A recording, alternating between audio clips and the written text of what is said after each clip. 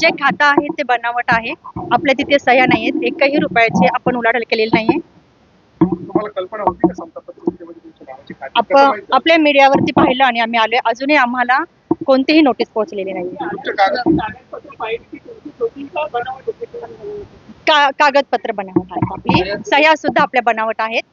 तर पुढचा तपास आपले करतात पोलीस. माझ्या देखील फसवणूक झाली आहे. या संदर्भात अगोदर आपला गुन्हा दाखल झाले जाऊन त्याच्यावर तुम्ही देखील दाखल करणार आहात का गुन्हा या संदर्भात? ते आम्ही नंतर सांगू. मी सांगते, मी प्रतिभाताईंची मी वकील आहे.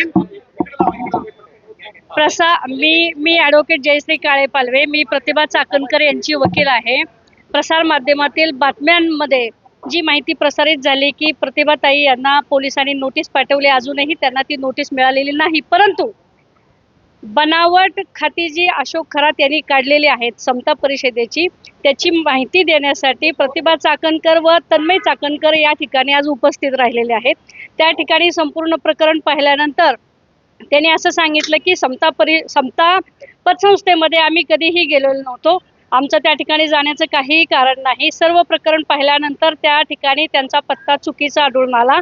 त्याचबरोबर या ठिकाणी नॉमिनी अशोक खरातनी स्वतःचा आहे, फोन नंबर सुद्धा त्याचा आहे.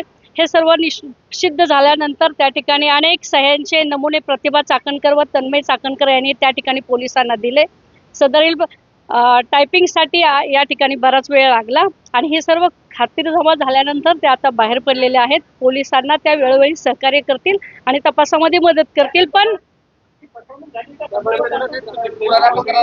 अजून याच्यामध्ये पोलिसांची इन्क्वायरी चालू आहे आणि त्या संदर्भात वकिलांशी आणि अजून इतर पेपर बघून आम्ही त्या संदर्भात योग्य तो निर्णय घेईल. परंतु याच्यामध्ये काही तथ्य नाही.